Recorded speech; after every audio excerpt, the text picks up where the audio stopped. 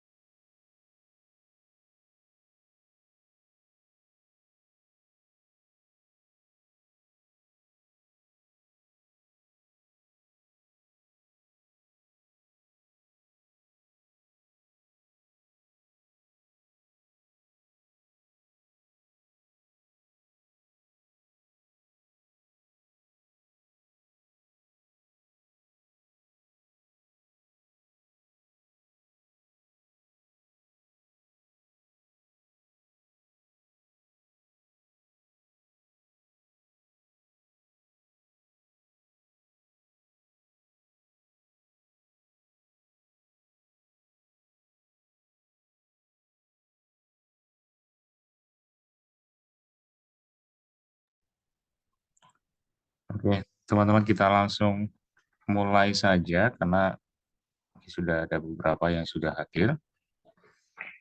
Oke, kita mulai.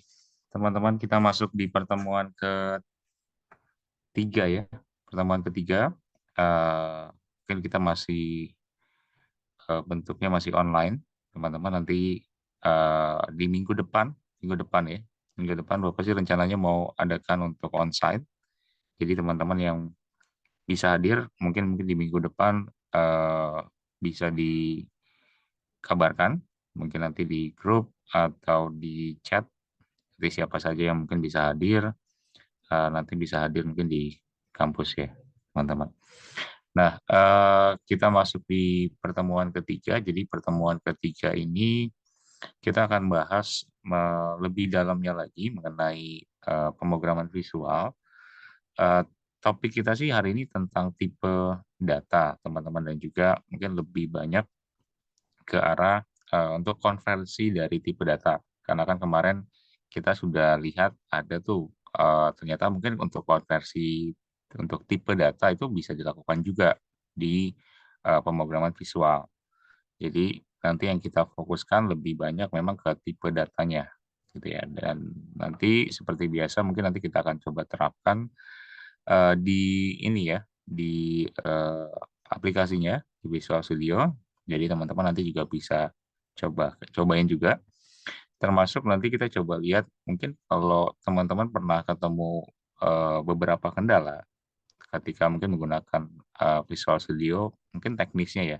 Nanti mungkin Bapak coba contohkan beberapa teknis dasar yang memang nanti teman-teman juga harus minimal paham gitu ya, di luar dari ya mungkin pemrograman dari sisapnya, kemudian penerapan mungkin memakai tipe data tadi, atau mungkin konversi tipe data gitu ya. Nah itu teman-teman juga harus coba mungkin dipahami dulu.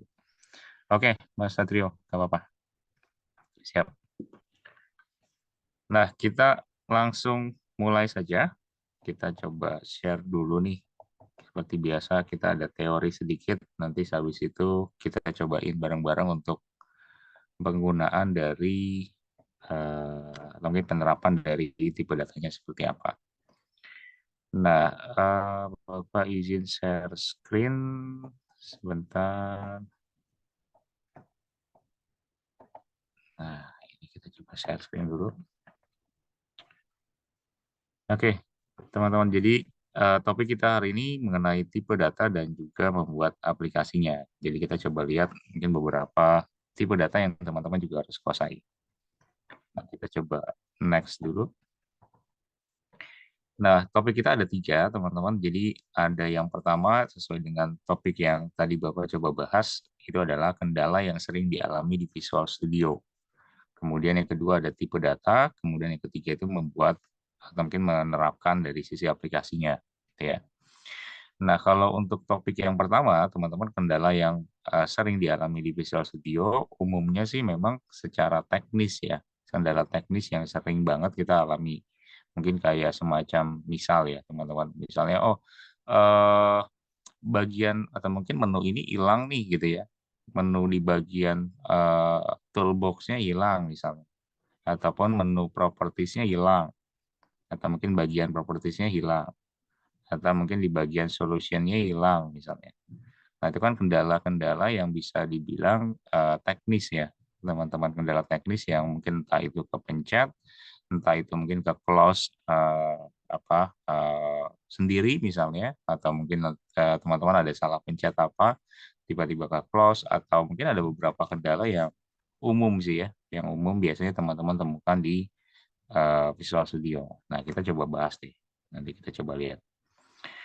Nah, untuk kendalanya sih mungkin Bapak coba rangkum beberapa, tapi ini nggak secara keseluruhan ya, teman-teman. Nggak secara keseluruhan, artinya dari mungkin list yang ada di sini, teman-teman sebenarnya mungkin juga pernah ketemu salah satunya. Misalnya kayak properties, toolbox, error list, dan mungkin masih banyak lain yang mungkin menu yang ada di sana, itu ke close misalnya, atau mungkin nggak sengaja ketutup.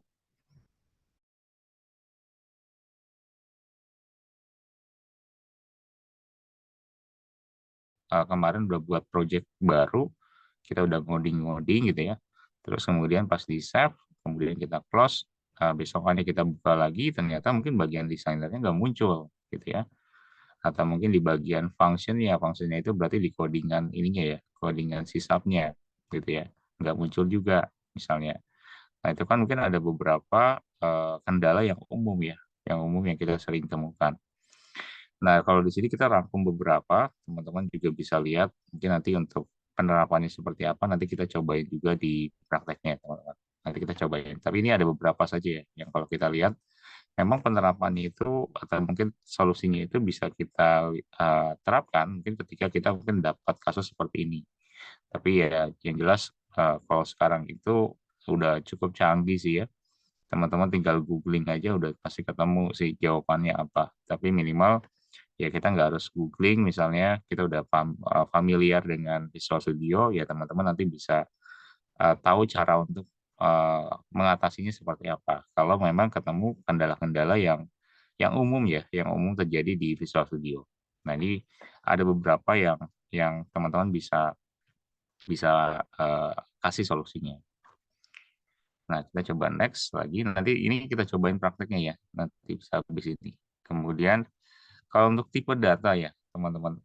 Tipe data ini secara general, teman-teman mungkin udah pelajari juga. Sebenarnya di bahasa pemrograman lain pun hampir sama, nggak ada perbedaan. Yang mungkin yang menjadi perbedaan itu nanti ketika masuk mungkin ke fungsi atau mungkin function yang dipakai. Ya, sekali lagi, memang tipe data ini bisa dipakai di pemrograman atau mungkin semua bahasa pemrograman yang bentuknya itu sama ya, dan fungsinya juga nggak berbeda gitu ya. Misalnya kayak integer atau mungkin int sebutannya ya digunakan mungkin untuk tipe data yang basisnya itu memang angka gitu ya, khusus buat angka. Nah itu kan juga kurang lebihnya hampir sama gitu ya. String misalnya untuk kalimat ataupun mungkin untuk angka. Jadi bisa bisa teman-teman mungkin pahami dulu mungkin dari eh, mata kuliah lain yang memang basisnya pemrograman yang pernah ngebahas tentang tipe data, seharusnya teman-teman juga sudah bisa menerapkannya sendiri, ataupun minimal kapan mungkin menggunakan dari string, kapan menggunakan dari integer, kapan mungkin menggunakan dari bol atau mungkin boolean. Nah, itu kan semua tergantung dari program yang kita buat ya. Nah, kadang kan kita kan agak bingung nih. Oh, kita mau mau tipe datanya apa ya kalau memang kasusnya itu kayak gini gitu ya misalnya. Ya berarti mungkin tipe data yang cocok apa ya misalnya. Kadang kita juga mungkin suka lupa juga. Oh, kadang kalau kita mau bikin penjumlahan, pertambahan, nah ini tipe datanya apa yang cocok ya. Nah, itu kan balik lagi sepengingatan kita atau mungkin sepengalaman kita ketika menggunakan tipe data. Intinya ya tipe data digunakan ya untuk apa, membuat dari si pemrograman itu mempunyai nilai, ya, nilai dari si datanya itu tipenya apa. Nah, makanya mungkin disebutnya juga dengan tipe data. Nah, kita coba next lagi. Nah, untuk di tipe-tipe data lainnya sebenarnya mirip-mirip dengan mungkin beberapa fungsi yang dipakai ya, fungsi utamanya. Misalnya mungkin di tipe data itu ada fungsi utamanya, misalnya kayak integer, double, string gitu ya. Nah, itu kan mungkin salah satu fungsi utamanya. Sedangkan ada juga beberapa yang memang mirip, teman-teman, dalam tanda kutip itu mirip ya. Misalnya kayak integer dengan s byte gitu ya, atau mungkin short long, itu kan mungkin tipe-tipe data yang memang basisnya itu teman-teman itu bisa digunakan di uh, tipe data yang memang sejenis dengan integer. Ada juga mungkin kayak contohnya double, double dan float itu kan juga salah satu yang memang sangat-sangat mirip gitu ya fungsi dari tipe datanya. Kemudian ada juga misalnya kayak char gitu ya. Char itu juga mungkin untuk menyimpan dari satu karakter misalnya, atau mungkin char string gitu ya. Nah, itu kan juga hampir-hampir mirip gitu ya. Cuma memang fungsinya juga agak sedikit berbeda juga. Tapi mungkin untuk fungsi bahkan ada yang mirip sekali gitu ya. Kayak double float itu kan juga mirip, cuma memang beda di size-nya aja yang memang berbeda di double dan juga float gitu ya. Nah, itu teman-teman bisa lihat dari hal tersebut. Jadi tipe data itu sebenarnya selain fungsi utamanya ada juga fungsi yang lainnya memang yang dalam tanda kutip itu mirip gitu ya, teman-teman. Jadi boleh digunakan tergantung juga dari kebutuhan. Nah, tapi kita coba rangkum lagi nanti ada satu table ya, satu table nanti kita bisa bandingkan dari setiap tipe datanya nanti mungkin di next slide. Nah, di sini ada konversi nih. Tadi seperti yang Bapak coba bilang di awal, di konversi untuk tipe data. Ini contohnya itu ada tipe data, konversi tipe data untuk angka gitu ya. Nah, sebenarnya untuk konversi sendiri memang dibutuhkan untuk apa sih gitu ya, kalau kita melakukan konversi. Biasanya kalau konversi itu kan identik dengan kita mengubah dari si datanya itu menjadi apa yang kita inginkan gitu ya. Misalnya mungkin kalau dicontohkan eh, kita mau ngubah misalnya contoh yang kita sering ketemu di kehidupan kita sehari-hari misalnya dokumen Word. Kita Word itu kita mau konversikan mungkin ke PDF gitu ya. Mungkin dari tipe datanya tadinya, sorry tipe filenya itu adalah Word, kemudian kita konversikan mungkin ke PDF. Nah, itu kan termasuk mungkin ke konversi juga ya, di mana ya kita bisa mengubah nilai dari suatu file itu ke bentuk yang memang berbeda gitu ya. Nah, kita nggak jauh-jauh deh, misalnya kayak integer, ya mungkin nilainya integer nih, kita mau ubah ke tipe data yang memang berbeda, misalnya diubah ke string. Nah, itu kan pasti ada perintah khusus yang memang digunakan untuk kita mengubah dari tipe data tersebut. Jadi konversi-konversi semacam mungkin tipe data, nilai, dan masih banyak lainnya, itu memang sering dilakukan di dalam bahasa pemrograman. Jadi gunanya untuk apa ya? Tadi gunanya untuk mendapatkan nilai atau mungkin value teman-teman yang kita inginkan. Gitu. Jadi nilai dan value itu yang kita manfaatkan untuk ya kita mendapatkan outputnya hasilnya seperti apa. Gitu. Nah ini konversi untuk mungkin tipe data antar angka ya. Kalau antar angka ini cukup banyak sih ya. Misalnya kalau di sini dicontohkan ada konversi mungkin yang dilakukan juga gitu ya dari integer mungkin ke long misalnya atau mungkin nggak ada perintah-perintah khusus gitu yang memang dibutuhkan. Nah, ini juga jadi salah satu bagian mungkin di dalam tipe data juga atau mungkin konversi tipe data. Kalau di angka sih kurang lebih seperti itu ya. Jadi mainnya memang lebih ke arah tipe datanya, kemudian dikonversikan mungkin ke tipe data yang lain, ya. Kemudian misalnya juga tergantung dari satuannya juga, makanya di sini dikasih statement bahwa jika tipe datanya yang mungkin lebih besar dikonversi ke tipe data yang lebih kecil, maka mungkin dapat terjadi kehilangan di data juga gitu ya. Karena kan datanya besar, kemudian dikonversi ke yang kecil, gitu ya. Otomatis kan kayak dikompres ya, kompres benar-benar dikompres, tapi ada kemungkinan juga hilang untuk datanya gitu ya. Atau mungkin ya juga bisa mungkin berlaku juga untuk kebalikannya gitu ya. Tapi kita juga harus lihat juga pemilihan dari tipe data yang memang tepat, teman-teman. Tadi balik lagi, kita kan pernah belajar tipe data dulu di Java. Seharusnya untuk penerapan dari tipe data, teman-teman mungkin nggak terlalu kesulitan ya. Kalau kita lihat mungkin dari tipe data yang dipakai apa, kemudian variabelnya, kemudian kasusnya kayak gimana, teman-teman mungkin untuk pemilihan tipe datanya jangan sampai salah, harus mungkin benar-benar sesuai. Nah, kemudian untuk konversi mungkin tipe data selanjutnya itu ada tipe data string gitu ya, pada sisa. Kalau untuk tipe data yang paling banyak atau mungkin yang paling umum digunakan itu kan memang digunakan di dalam entah itu input, output ataupun mungkin ya tadi penyimpanan gitu ya, atau mungkin di prosesnya gitu ya. Nah, untuk tipe data yang memang kita biasa mungkin memakainya gitu ya, misalnya kayak string, kayak integer, memang itu kan cukup cukup sering sekali gitu ya kita gunakan di dalam pemrograman kita gitu ya. Misalnya berhubungan dengan angka udah pasti integer pasti dipakai. Berhubungan dengan kalimat pasti string atau mungkin char yang dipakai. Jadi ada beberapa kategori yang memang sering dipakai dan juga ada juga beberapa yang memang nggak dipakai gitu ya bahkan. Tapi ya kita bisa bisa melakukan konversi mungkin untuk tipe data yang basisnya itu string. Misalnya mungkin kalau kita mau konversikan mungkin dari stringnya itu mungkin ke integer, atau mungkin dari integer ke string, itu kan juga pasti ada fungsi atau mungkin statement yang dilakukan. Ini mungkin beberapa contohnya sih ya, teman-teman untuk potongan program yang mungkin Bapak coba ambil dari Google. Nah, ini bentuknya seperti ini. Gitu ya. Nah, kemudian kalau kita lihat lagi, nah kalau untuk konversi mungkin ke tipe data string ini emang agak unik, teman-teman. Kalau untuk konversi data tipe data mungkin ke string, dan mungkin tipe data string ini juga pastinya memiliki fungsinya sendiri. Waktu kemarin kita sempat pakai mungkin ada dot parse ya, atau mungkin try parse.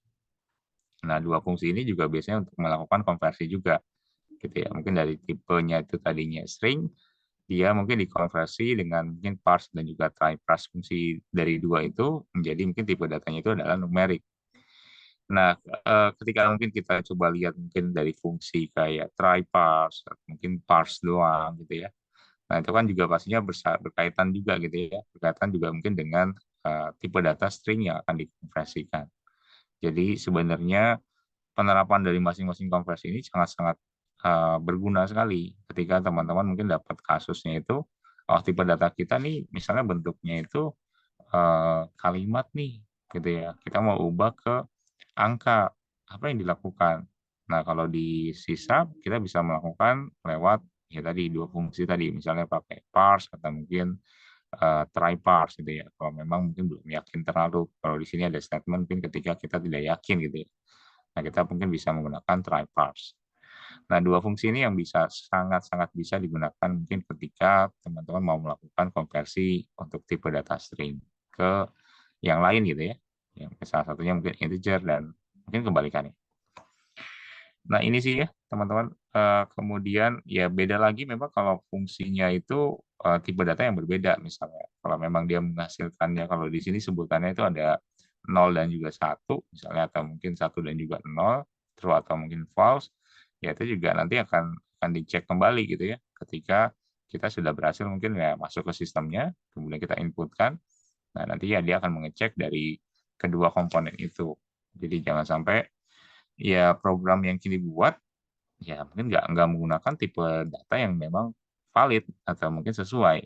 Itu yang banyak kejadian itu di program yang mungkin kalau mahasiswa itu biasanya di tugas praktek, yaitu mungkin ketika dilihat, oh ternyata memang tipe datanya itu yang kurang sesuai, yang mungkin kadang-kadang dia seharusnya memakai tipe data string, contoh, dia mungkin memakai mungkin tipe datanya itu di luar dari string, misalnya kayak integer yang jauh berbeda, gitu ya. Otomatis nanti juga input dan juga input yang dilakukan dan juga output yang dihasilkan itu juga tidak akan sesuai gitu ya, teman-teman. Jadi coba diperhatikan lagi nanti ketika memakai dari tipe data, itu sangat penting sekali teman-teman mungkin nanti boleh pelajari tipe data ini. Nggak ada ruginya mungkin mempelajari dari tipe data, karena di setiap semua bahasa pemrograman itu pasti teman-teman memakai tipe data, ataupun mungkin ya bahasanya mungkin ada integer, string, dan masih banyak lainnya. Itu pasti semuanya akan diterapkan di semua bahasa pemrograman, teman-teman. Jadi nggak melulu mungkin kita belajar Java, kemudian kita belajar lagi mungkin mengenai Visual Studio atau mungkin pemrosesan visual gitu ya, atau mungkin pemrograman visual dengan mungkin ya bahasa pemrograman yang lain gitu ya. Jadi kita coba pelajari juga udah cukup sih teman-teman seharusnya. Nah, ini kita belajar tentang konversi. Jadi kita coba lihat lagi gitu ya teman-teman ke bagian selanjutnya. Nah, di sini ada range untuk tipe data. Sebenarnya kalau range itu untuk apa sih gitu ya? Sementara kan kita biasanya menggunakan dari tipe datanya. Misalnya kayak gunakan byte gitu ya. Nah, di sini ada juga range-nya, misalnya dari 0 sampai ke 255. Nah, artinya ya mungkin banyaknya penampung yang bisa dilakukan di tipe data tersebut. Misalnya ya kalau kita mulai dari byte, yaitu dari 0 ke 255, sementara mungkin datanya itu yang bisa ditampung itu kan cuma sampai di 255. Sementara data yang aslinya misalnya mungkin lebih dari 255. Otomatis ya di bagian byte ini kita udah nggak bisa memakai dari si byte-nya. Kita otomatis harus memakai tipe data lain yang memang cocok. Sekali lagi yang memang cocok. Kalau memang nggak cocok, itu nantinya ya tidak akan mungkin berjalan dengan maksimal. Makanya ya range ini digunakan untuk melihat, teman-teman melihat dari capacity atau mungkin kapasitas yang ada tempat penampungan itu di dalam tipe data tersebut. Jadi ya kalau teman-teman biasa nonton YouTube gitu ya, kita bisa lihat mungkin viewersnya berapa sih gitu ya. Kalau kita mungkin nonton viewersnya yang memang basisnya 1 juta, ya mungkin nanti tipe data yang digunakan itu ya mungkin untuk penampungannya selain mungkin berkaitan dengan selain software ya, software ini kan berkaitan dengan software atau mungkin dalamannya software, entah itu mungkin di luar dari itu hardware-nya dan lain sebagainya juga pasti melihat juga gitu ya, range yang memang ada di kategori dari setiap tipe data. Jadi coba perhatikan lagi sama teman-teman nanti ketika menggunakan dari tipe data yang tepat. Jadi perhatikan juga range-nya, perhatikan juga fungsinya dari setiap tipe data. Ya pasti kalau udah tahu dua itu, teman-teman bisa memperkirakan sendiri mana yang memang akan digunakan, mana yang enggak. Gitu. Mana yang paling tepat, mana yang enggak. Gitu. Jadi bisa digunakan sama teman-teman ketika sudah melakukan analisis sama kalian. Karena kan tipe data itu kan nggak berubah-berubah ya. Artinya nggak berubah-berubah itu artinya nggak selalu mungkin ada update lagi. Jadi tipe data itu udah dari zaman dulu, ya zaman Bapak kuliah juga mungkin masih sama bentuknya kayak gini. Gitu ya. Jadi nggak ada perubahan. Dan ini bahkan digunakan di semua atau mungkin ya bahasa pemrograman yang memang memakai penerapan dari tipe data. Makanya nggak ada salahnya mungkin kita coba pelajari dari tipe data yang ada mungkin di era sekarang ataupun mungkin di materi kita ataupun mungkin di materi yang lain misalnya, itu nggak ada salahnya sih kita pelajari itu karena berkaitan dengan data gitu ya. Nah itu kan sekarang mungkin sedang digencarkan ataupun mungkin sedang banyak sekali data-data yang memang bisa disimpan, data-data yang memang sangat-sangat penting itu nantinya dikelola gitu ya. Itu kan juga jadi bagian salah satunya dari data itu ternyata mungkin sangat-sangat penting gitu ya. Apalagi kita harus menentukan dari tipe data yang tepat gitu ya, supaya datanya itu memang bisa dikelola dengan baik. Nah, itu fungsi atau mungkin dari tipe data. Tapi dia ada range-nya. Ingat ya, karena di 2.3 ini kita ngebahas tentang range-nya. Jadi tetap harus ada range-nya. Gitu. Nah, selebihnya kayaknya untuk membuat aplikasi nanti kita cobain juga deh ya.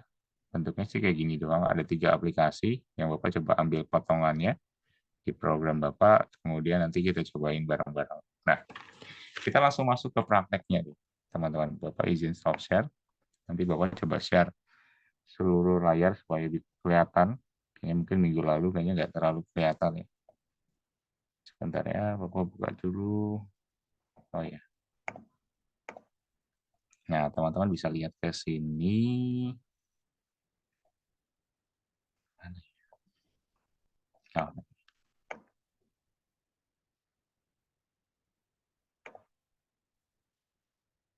Oke.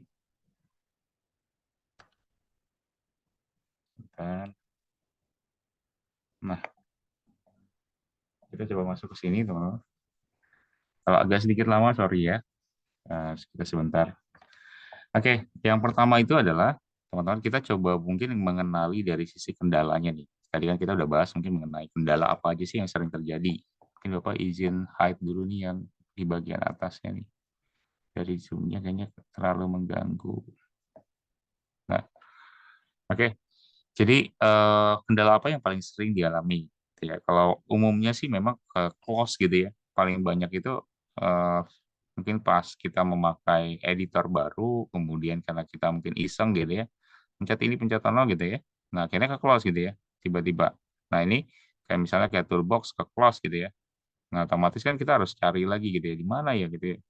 Nah, otomatis nanti teman-teman bisa bisa lihat mungkin di bagian paling atas gitu ya. Di atas ini kan mungkin ada beberapa kayak edit gitu ya, ada view. Itu kan bisa dimainkan oleh teman-teman gitu ya. Kalau memang kasusnya itu ya kita ke close gitu ya untuk di bagian toolbox-nya. Nah, di bagian view ini udah cukup banyak nih. Biasanya kalau Bapak sih mainnya pasti di view, tinggal kita cari aja apa menu apa yang memang ke close sama kita. Misalnya kayak toolbox, ya udah tinggal diklik, nanti dia muncul lagi di bagian sini. Hal itu berlaku juga untuk bagian lain, misalnya ya untuk di bagian Solution Explorer, Properties itu semua ada di bagian view sini. Misalnya kayak Properties window gitu ya. Kalau ininya mungkin ke close gitu ya. Contohnya ya, misalnya kalau ininya ke close, Properties-nya, contoh kayak gini. Nah, berarti ya kita tinggal ke view, kemudian tinggal ke Properties Windows. Nanti dia otomatis tampil lagi.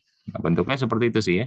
Jadi jangan mungkin nanti kalau memang ke close programnya atau sorry ke close menunya, teman-teman tinggal cari aja di bagian view. Nah itu bisa banget mungkin untuk diterapin. Selain itu ya kita bisa lihat juga ya teman-teman misalnya di bagian desainernya itu memang nggak tampil gitu ya. Ini sebenarnya kalau untuk desainer itu teman-teman bisa lihat di bagian sini. Nah, di sini kan ada form satu desainer. Kalau ininya ke close misalnya seandainya ya. Bentuknya kayak gini, ininya ke close. Nah, otomatis kan hilang tuh ya semuanya. Nah, sementara kan untuk solution explorer itu kan masih kebuka ya, teman-teman di sini. Ini tinggal klik kanan aja di bagian form1.js. Nah, di sini kan ada view designer. Ya, ini digunakan untuk menampilkan dari tampilan yang kita buat. Tadi kalau seandainya kasusnya itu ke close. Kemudian kita juga bisa juga nampilin dari code-nya. Kemudian di sini ada view code atau mungkin F7. Nah, nanti kita bisa tampilin mungkin dari sisi codingan apa sisap yang kita pakai. Gitu. Nah, ini bentuknya seperti ini sih, teman-teman. Kalau kasusnya itu tadi balik lagi ke form designer-nya, form dari .js-nya, artinya dari sisapnya itu nggak keluar atau mungkin ke close sendiri atau mungkin sengaja mungkin kena pencet gitu ya. Nah, itu juga bisa teman-teman akali bentuknya itu seperti itu. Kemudian kalau kita lihat lagi, nah kalau yang paling sering lagi yang kita bisa lihat di kendala mungkin di Visual Studio, umumnya itu yang paling sering itu kayak gini. Misalnya, ini kita ambil sebelum kita masuk ke ini ya, ke tipe data, kita coba label. Sebelum kita masuk ke tipe data, kita coba-cobain dulu mungkin kendala-kendala yang umum. Nah, misalnya kita ada satu fungsi nih, misalnya label gitu ya. Nah, kemudian kalau labelnya itu dia sengaja mungkin functionnya ya, functionnya itu mungkin kehapus gitu ya dari code editornya, ya otomatis nanti pasti kan akan error. Misalnya contoh kayak gini. Kita coba double klik, nanti kan dia muncul functionnya tuh, ya function dari code-nya. Nah, function code-nya ini kan ada satu reference ya, artinya mungkin bentuknya itu dia memang ada ininya ya, ada kaitannya dengan label satu. Kecuali kalau label satu ini dihapus, nah ini otomatis akan hilang. Si reference itu bakal jadi nol. Nah, ketika dia bentuknya seperti ini, teman-teman kemudian ininya kita hapus, gitu ya, ininya kita hapus kayak gini. Nah, otomatis dia akan error di bagian sininya. Nah, kadang-kadang kan kita salah pencet gitu ya, pencet aja gitu kan. Nah, tiba-tiba ke double klik, kayaknya nggak dibutuhkan deh ini gitu ya. Yang tadi itu yang di bagian sini. Ya, akhirnya kita hapus manual nih, klik gitu ya. Nah, yang ada nanti yang ada di bagian sini nanti akan error kayak tadi itu. Misalnya ini kita hapus, kemudian di bagian sini kita tunjukkan, nanti akan error. Nah, solusinya teman-teman mungkin bisa melihat dari sisi yang ada di bagian kita balikin ke sini. Nah, ini yang kita bisa balikin lagi ke sini, kita bisa lihat lagi ke bagian yang si labelnya. Nah, di bagian sini ada event sebenarnya teman-teman. Eventnya itu ini berkaitan dengan label 1 underscore klik. Nah, kalau ininya dihapus, nah ini kan kalau kita double klik kan dia muncul ke sini ya. Nah, kalau kita ininya coba hapus, misalnya kan kayak gini. Nah, kemudian kita bisa lihat lagi ke bagian sini. Nah, nanti ini nolnya itu jadi, mungkin reference-nya itu jadi 0, teman-teman di bagian sini. Nah, ini kita dengan bebas, kita bisa menghapus dari si private void-nya, dari si label kliknya, gitu. Nah, ini contohnya seperti ini. Kalau ketemu kasus ya, teman-teman kasusnya itu seperti ini. Jadi nggak terjadi yang namanya itu error lagi, gitu ya. Nanti ke depannya berarti label ini gimana gitu ya? Apakah masih bisa dipakai? Nggak, masih. Teman-teman tenang aja. Karena kan yang kita ubah itu hanya di event-nya, gitu ya. Jadi masih di sini masih bisa dikasih nama nantinya sama kalian. Nanti tinggal di double klik lagi aja. Nah, itu yang umum juga paling sering banget itu pemula atau mungkin biasanya yang baru belajar dari Visual Studio atau mungkin menggunakan dari aplikasi Visual Studio itu paling umum, paling banyak itu ketemu kasus seperti itu. Atau bisa juga kayak gini nih, ada juga yang ketemu kasus misalnya kita punya button nih, sorry kalau Bapak nggak pakai mouse misalnya. Di sini misalnya ada play gitu ya. Ini kan di bagian teks ya, play. Kemudian di bagian yang lainnya, misalnya di bagian name, name-nya ini kita biarin aja jadi button misalnya. Kemudian kita nggak sengaja ke double klik teman-teman. Nah, kita pengennya itu si button 1 ini play, seharusnya BTN play. Tapi kan kalau di sini kasusnya itu, ya kita ngedeteknya itu dia nama itu button 1, gitu ya. Tapi kita udah terlanjur ke double klik. Nah, solusinya berarti gimana? Solusinya berarti teman-teman tinggal main di event lagi. Nah, di event ini, nanti kan yang tadi teman-teman sudah double klik gitu ya, ini kan dia akan mendetek dari button 1 underscore klik gitu ya. Nah, teman-teman sebenarnya tinggal ubah aja sih di bagian sininya. Di bagian name-nya paling atas, ini kan ada name, kita coba cari ke atas terus. Nah, ininya kita ubah jadi BTN apply misalnya contoh gini. Ya, kemudian di bagian event-nya, ini kita copy dulu. Bagian event-nya itu nanti cari yang klik tadi, gitu ya. Yang klik tadi itu tinggal di apa ya? Dipastekan saja. Ya, ini kan button 1 gitu ya. Ini tinggal dipasangkan seperti ini, kemudian kalau sudah, nah nanti dia akan berubah otomatis. Nah, boleh nggak sih misalnya diganti dari sininya langsung? Sebenarnya sih boleh-boleh aja, sah-sah aja sih, nggak jadi masalah. Yang penting penamaan itu betul. Tapi kalau diganti secara langsung pun di sini, gitu ya, kadang-kadang juga mungkin sering ketemu juga error. Karena kan yang di-detect itu adalah di bagian dari si event. Ketika kita klik apply, atau mungkin button apply, nah dia kan pasti akan melihat dari apa yang dimasukkan di bagian sini, bagian kliknya ya. Itu kan ada BTN apply gitu ya. Nanti dia akan bentuknya itu seperti ini, contohnya. Nah, itu sering banget ketemu kasusnya itu bentuknya seperti itu, teman-teman, yang paling sering ya. Kemudian selain itu apalagi ya? Yang paling sering lagi kalau kita misalnya oh ya, satu lagi itu yang paling sering itu ini Visual Studio, teman-teman. Karena Visual Studio ini kan cukup berat ya, basisnya itu karena pemrograman visual, ada tampilannya, jadi cukup berat ketika teman-teman mungkin membuka dari dua aplikasi. Ya, artinya mungkin dua aplikasi itu teman-teman mau nyontek nih, bukan mau nyontek sih bahasanya apa ya, mau lihat gitu ya, mau lihat program lalu yang kalian udah praktekin bareng-bareng gitu ya. Eh, kita rame-ramean di sini. Kemudian kalian mau lihat di mata kuliah yang sekarang kita lagi sedang jalankan nih di jamnya. Nah, kemudian kalau ketika kita mau buka satu lagi Visual Studio-nya, otomatis itu kan berat banget bahkan mungkin beratnya itu cukup berat juga ketika teman-teman membuka dari dua Visual Studio. Nah, otomatis teman-teman kan hanya mau melihat codingan yang isinya itu eh, isinya itu mungkin codingan dari sisi sisapnya lebih banyak pasti. Kalau secara visual pasti udah pada tahu gitu ya. Oh, udah pada paham dan mungkin masih bisa mungkin ditiru. Tapi kalau untuk codingannya, teman-teman mau ngambil dari codingan yang lalu, ya teman-teman harus buka dulu dari misalnya tadi ada si from1.js-nya gitu ya. Nah, itu kan harus dibuka dulu. Kalau enggak ya nggak bisa kebuka tuh. Atau mungkin kita nggak tahu codingannya apa. Nah, solusinya paling teman-teman nanti bisa membuka langsung si form, misalnya form1.js-nya ini, yang isinya itu codingannya. Cari aja filenya, teman-teman cari filenya, misalnya mungkin filenya itu disimpannya itu di mana, misalnya ya, filenya itu disimpannya itu di PC misalnya, kemudian dia itu adanya di misalnya di C, ya, kemudian dia adanya lagi di kalau Bapak sih simpannya di user, kemudian di sini, kemudian nanti kita tinggal cari source.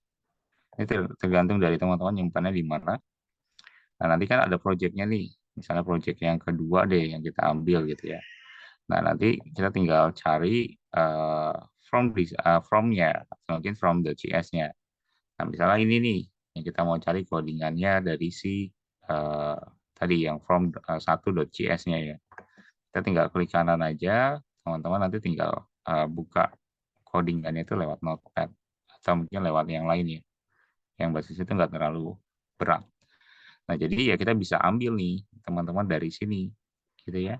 Dari sini kita bisa ambil codingannya gitu. Jadi kalau solusinya mungkin kalau terlalu berat ya, balik lagi kalau terlalu berat kasusnya, nah teman-teman bisa ambil di bagian sini gitu. Ini sih sebenarnya teknis sih ya. Teman-teman yang Bapak coba ajarin ke teman-teman yang ada di sini ini lebih ke arah teknis ya, teknis banget yang umumnya itu memang kita sering ketemu gitu ya. Bahkan kayak gimana sih cara open file di Visual Studio itu kan umum banget sebenarnya, sangat-sangat umum dan teman-teman seharusnya mungkin bisa menerapkannya dengan baik kalau memang sudah menguasainya ataupun sudah mengenal, minimal itu mengenalnya gitu ya. Jadi nanti kalau ketemu beberapa kendala seperti itu teman-teman bisa mungkin mengatasinya. Jadi kalau mungkin kalau open project, save project, seharusnya sih semuanya udah pada bisa ya. Kalau open project, save project, eh, kemudian kalau untuk satu lagi apa ya, misalnya ini, hmm, kalau untuk sintaks sih memang harus belajar lebih dalam sih. Seperti yang Bapak kemarin bilang ke teman-teman, kalau sintaks sisap, itu kita harus belajar benar-benar dari awal. Kalau yang mungkin kita contohkan di sini kan memang udah masuk ke penerapan dari aplikasinya gitu ya, penerapan dari proyeknya kayak gimana. Sementara kan yang dibutuhkan oleh kalian atau mungkin yang baru kenal dari bahasa C atau mungkin C# lebih tepatnya, ya harus paham dulu dari apa yang memang dibuat gitu ya, strukturnya seperti apa, penerapannya seperti apa, itu yang paling terpenting gitu. Jadi pahami dulu dari struktur, kemudian ke fungsi, kemudian untuk ke penerapannya seperti apa. Nah, itu yang paling paling penting sekali mungkin di dalam semua bahasa pemrograman sih yang teman-teman mungkin coba pahami. Nah, itu eh, teman-teman yang mungkin kita mau coba bahas yang di bagian mungkin kendala-kendala ya. Nah, kalau kita masuk mungkin tadi ke tipe data kita ya, tipe data yang tentunya topik kita mengenai tipe data. Sebenarnya untuk penerapan aplikasinya itu teman-teman bisa ambil beberapa kasus ya. Misalnya kalau beberapa kasus itu dalam arti bisa aja kita buat bikin kayak kemarin itu, ya minggu lalu itu ada challenge dari Bapak itu bikin kalkulator gitu ya. Sebenarnya ya teman-teman bisa terapin juga dari tipe data yang dipakai di kalkulator. Dan penerapannya pun pasti berbeda-beda antara ya dengan satu aplikasi yang kalian buat dengan aplikasi yang lain. Karena kan semuanya itu juga pasti menentukan juga tipe data apa yang dipakai, gitu ya. Kemudian kira-kira ketika dipakai ini apakah akan efektif atau enggak, gitu. Nah, kalau kita coba terapkan sedikit, teman-teman ini kita coba hapus Ini juga kita coba hapus lagi. Nah, di bagian bawahnya kita coba hapus juga. Nah, itu biasanya kalau dihapus gitu referensinya 0, teman-teman. Nah, kemudian kalau untuk save sendiri, teman-teman pasti udah tahu ya. Kalau save, misalnya kalau setiap project itu memang pas sebelum dijalankan itu harus di-save dulu. Ctrl S. Satu kali mau di sini, dua-duanya nanti akan ikut otomatis akan ke save. Itu enaknya kalau di Visual Studio. Nah, misalnya teman-teman kita mau bikin misal aplikasi yang simple banget. Misalnya kita ada contoh menghitung dari total diskon. Misalnya, kalau diskon itu kan tergantung dari yang teman-teman masukkan. Diskonnya itu berapa persen. Misalnya kalau kita diskon ada di mall, kita ke mall misalnya, kemudian ada baju atau sepatu misalnya, atau celana, kemudian lagi diskon 20% dari harganya itu misalnya 500.000. Nah, otomatis di situ kan pasti akan terjadi perhitungan. Mungkin kalau kita beli harganya 500.000, diskonnya itu 20%, gitu ya. Nah, berapa harus yang kita bayar gitu ya. Nanti kan pasti ada apa potongan yang dilakukan mungkin sekitar 20% dan ada perhitungannya apa yang dilakukan mungkin di fungsi aritmatikanya. Mungkin kalau teman-teman udah belajar Java, penerapannya aja sih mungkin di dalam bahasa yang beda gitu di bagian sini. Sama ya kita harus kerja dua kali nih, karena kan ada visualnya, ada juga codingannya. Itu yang mungkin bikin beda dari pemrograman basisnya tadi CLI dengan GUI gitu ya. Kalau kita lihat di sini. Nah, kalau untuk penerapannya seperti itu, teman-teman bikin aja. Misalnya ada label, labelnya itu kita bikin ada beberapa gitu ya. Nah, misalnya contoh kayak gini. Nah, kita bikin beberapa label. Nah, kemudian label ini tinggal kita berikan nama, teman-teman. Berikan nama untuk masing-masing labelnya. Misalnya, ini total belanja gitu ya. Nah, ini untuk di sini ini ada diskon. Nah, kemudian di sini ini harga yang harus dibayar misalnya. Harga yang harus dibayar, misalnya contoh gini. Nah, nanti di bagian sini kita juga atur juga dari si name-nya. Seperti biasa sih, teman-teman ini umum aja. Kalau mau nggak dikasih nama label satunya pun nggak jadi masalah. Yang penting ingat, gitu aja. Kalau dari Bapak sih yang penting ingat. Misalnya kalau mau dikasih nama pun ya singkatan aja. TXT total misalnya. Kalau ini misalnya TXT diskon. Yang penting huruf depannya itu kita tahu. Misalnya ini kan karena basisnya teks atau mungkin label, ya. Jadi otomatis kita harus menggantinya gitu ya. TXT misalnya harga. Nah, cuma kayak gini-gini dong, teman-teman. Nah, nanti tinggal bikin untuk di bagian text box-nya. Nah, itu teman-teman tinggal atur sendiri mau bentuk text box-nya itu kayak gimana. Ya, kita kemarin itu kan ada juga gunakan beberapa fungsi ya di dalam fungsi yang kita pakai. Nah, ini disesuaikan aja sama teman-teman mau rancangan itu kayak gimana. Nah, nanti kalau sudah gitu ya, ini juga sudah gitu ya, tinggal mungkin dibikin lebih panjang, kemudian tinggal bikin untuk si button-nya. Nah, karena memang pemrograman visual itu identik dengan tampilan yang memang harus didesain oleh kita sendiri. Jadi kadang-kadang ya kalau kerja dua kali, benar sih, teman-teman kita bakalan kerja dua kali. Karena memang yang kita desain itu bukan hanya codingannya aja yang memang diperhatikan, tapi tampilannya pun harus diperhatikannya juga, gitu ya. Diperhatikan juga sama teman-teman. Nah, nanti kalau sudah, ini kita belum kasih ini kan, kita kasih apa ya, BTN hitung. Ya, nah di bawahnya itu kita kasih di bagian teksnya, nah teks. Nah ini kita kasih namanya itu misalnya hitung. Nah di sini juga kita harus kasih sebenarnya, contoh nanti ke paling atas saja ke name, ini txt, txt lagi. Ini kita kasih, sorry, kita kayaknya kebalik nih. Ini seharusnya LBL teman-teman. Bentar ya. Ini LBL. Kenapa jadi TXT gitu ya? Ini LBL diskon. Ini LBL ya. Ini baru TXT. TXT total. Ini kita kasih TXT diskon. Ini kita kasih TXT harga. Nah, contohnya kayak gini aja. Ini udah kita pastikan lagi kalau semuanya itu sudah name gitu ya. Nah, nanti kalau sudah rancangannya bentuknya seperti ini, kemudian selanjutnya itu eh, kalau teman-teman mungkin mau buat misalnya nanti kan mungkin untuk totalnya itu kan kita akan masukkan di sini. Kemudian ketika dimasukkan totalnya, kemudian diskonnya berapa persen sih ya? Ini kita masukin manual juga. Misalnya kalau sistemnya bentuknya kayak gini, kemudian kita hitung nanti keluar harga yang harus dibayar itu berapa. Nah, bentuknya seperti ini sih ya. Ini kemarin kita sempat praktekin juga ya. Ini bisa kita apa? Kita mungkin bisa bisa cari enable. Sebentar. Enable-nya itu mana? Nah, ini. Enable-nya itu kita coba ke false-in ya. Ke false-in seperti ini. Kemudian kalau sudah ya ini enable-nya udah di false-in. Sorry, mana enable-nya?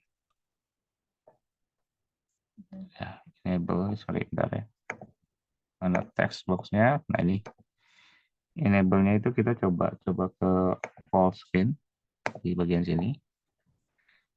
Oke, nah kemudian kalau sudah enable di false-in, kita coba buat di block kayak gitu ya. Nah, selanjutnya itu kita tinggal mungkin double klik mungkin di dalam formnya. Di bagian sini kita double klik aja. Nanti muncul di form load 1, kemudian kita tinggal tuliskan kayak gini. Txt harga dot enable sama dengan kita tuliskan misalnya false. Nah, kayak gini. Nah, nanti kalau sudah, ya ini otomatis nanti akan ke blok nih. Nanti pas kita coba lihat ya. Nah, kemudian ini kita sengaja kita bikin false supaya ininya ke blok. Selanjutnya kita coba lihat mungkin di hitung ini ya. Kita coba double klik karena fungsinya itu memang di button hitung itu. Nah, kasusnya sekarang kalau kita lihat kita itu pengennya itu nanti terjadi proses perhitungan dari total belanjanya tergantung dari diskon yang dimasukkan. Ya, otomatis teman-teman nanti boleh memasukkan rumus dari menghitung dari total diskon, gitu ya. Total diskon kan biasanya kita belanjanya berapa, kemudian dibagi dengan 100 misalnya, kemudian dikali dengan total belanjanya gitu ya. Total belanjanya itu kita berapa. Jadi diskonnya berapa, dibagi dengan 100 dikali dengan total belanjanya, teman-teman. Jadi bentuk rumusnya sih seperti itu. Cuma yang kita lakukan yang pertama kali, karena kita ini berkaitan dengan tipe data dan juga konversi tipe data, pertama kali itu adalah kita coba mungkin konversikan dulu ya. Artinya kita udah menuliskan nih misalnya integer total belanja misalnya. Ya, kemudian nanti kita coba konversikan dulu mungkin ke integer ya, atau mungkin untuk dikonversikan mungkin tadinya teks bentuknya tapi string ke integer terlebih dahulu memakai integer.parse. Nah, nanti selebihnya nanti kita coba masukkan lagi mungkin ke dalam si teksnya harga nanti tampilannya. Jadi bentuknya seperti ini. Misalnya kita tuliskan tipe datanya apa nih, misalnya integer. Kemudian untuk si total belanjanya kita bikin kayak gini. Total belanja dia sama dengan integer. Kita coba konversikan pakai parse. Nah, sebenarnya ada dua, try parse dan juga parse. Kalau parse itu biasanya memang yang nilainya itu yang dikonversikan itu sudah pasti. Kalau try parse itu kayak sesuai dengan namanya try gitu ya. Dicoba berarti yang memang mau dicoba terlebih dahulu ya boleh pakai try parse. Jadi ada dua fungsi yang bisa dipakai sih sama teman-teman ketika mau menerapkan ini. Nah, nanti kalau sudah, nah ini tinggal ditutup. Ya, nah ini kita masukkan untuk si total ya. Kita masukkan seperti ini. Nah, karena kan si total yang akan dilakukan konversinya gitu ya, mungkin yang dilakukan perhitungannya. Nah, kemudian ini sudah. Kemudian kalau selanjutnya itu kita coba buat hitung untuk diskonnya. Misalnya diskonnya itu kita bikin hampir sama, pakai parse juga. Kemudian untuk diskon berarti kita pakai txt diskon. Nah, dot text. Nah, kita konversikan dari setiap masing-masing txt gitu ya. Nah, kemudian kita bikin lagi. Ini kita kasih nama misalnya diskon dapat gitu ya. Nah, ini diskon yang didapat gitu ya. Kita coba buat bikin rumusnya nih. Diskon yang didapat berarti kita bikin diskon. Ya, ini yang di atas ini diskon. Ya, dibagi dengan 100 dikali dengan total belanjanya itu berapa. Nah, rumusnya kayak gini aja nih, teman-teman. Jadi nanti ditampung di variabel diskon. Diskon dapat ya, sorry. Diskon dapat. Nah, diskon dibagi dengan 100 dikali total belanjanya ini berapa sih? Gitu ya. Nah, karena nanti kan si user bakal nginputin di TXT total. Gitu kan. Nah, dia nginputin dari TXT total, kemudian diskonnya itu dia udah inputin juga di TXT diskon, barulah dia masuk nih ke diskon dapat. Diskon dapatnya itu dia berapa sih gitu ya. Dia lakukan fungsi ini. Diskon dibagi dengan 100 dikali total belanjanya itu berapa. Nah, dapatlah nilai si diskonnya itu berapa. Tapi kita perlu lagi menampungnya nih, teman-teman. Karena kan di hasil akhir itu kita mau dapatnya itu yang finalnya ya. Berarti kita bikin kayak gini. Misalnya sisa uang deh, kita kasih nama variabel sisa uang.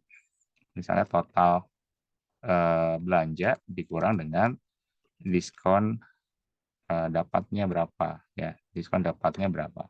Nah, contohnya kayak gini.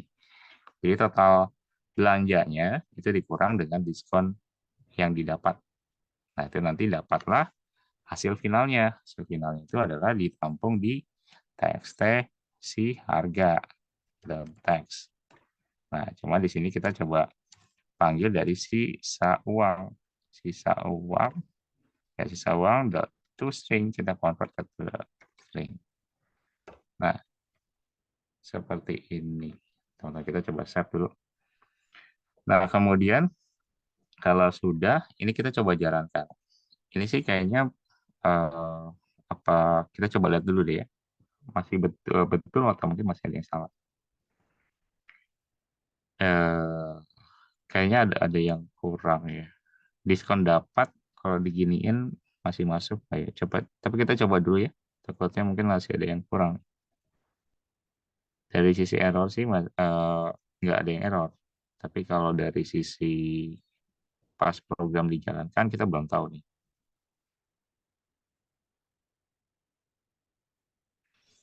Nah, misalnya total belanjanya itu 200.000, diskonnya misalnya 10%. Contoh dulu ya, teman-teman, diskonnya itu misalnya 10%. Kita hitung. Nah, ini kan masih sama nih. Ini kayaknya kita masih ada yang kurang nih. 100.000 diskon 10%, seharusnya mungkin sekitar 90.000 ya. 90.000 hasil akhirnya gitu seharusnya di sini. Nah, kita coba lihat lagi ya, karena ini masih ada sedikit fungsi yang mungkin kurang ya. Kita coba close dulu. Nah, dari codingan ini kita coba lihat deh, teman-teman. Kayaknya yang masih kurang itu di beberapa nih. Nah, kayaknya sih di bagian sini, di diskon dapat. Di diskon dapat itu, eh, kalau kita bikin dia itu, karena kan di sini nggak tampil ya, di diskon, diskon bagi 100 dikali total belanja. Nah, berarti kita bikin ini aja, teman-teman. Kita coba tambahkan, misal, ini kita pakai integer, kemudian kita coba doublekan seperti ini. Kita pakai double, ya, contohnya kayak gini. Ya, kita coba tutup. Nah, ininya, si diskonnya, kita buka dulu, ya. Kemudian di bagian sini, kita kopas aja deh. Nah, si total belanjanya itu juga kan kita belum jadikan double.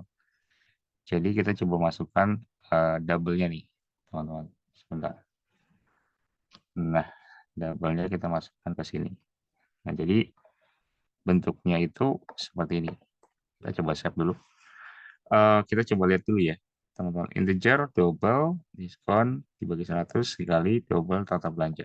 Nah, kenapa mungkin pakai double ya, teman-teman? Karena kita kita kan tadi mungkin kita mau jadikan tipe datanya itu yang koma dulu gitu ya. Kalau double itu kan identik sama koma ya. Misalnya ada komanya atau apanya gitu ya di bagian sininya. Jadi kita ubah mungkin ke double dulu teman-teman di sini.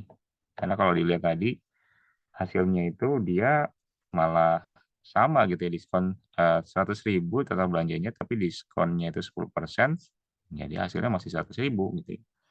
Nah, berarti kan kita ada yang salah di bagian sini gitu ya. Kita coba lihat dulu ya, apakah memang masih sama ketika kita terapkan mungkin di program kita.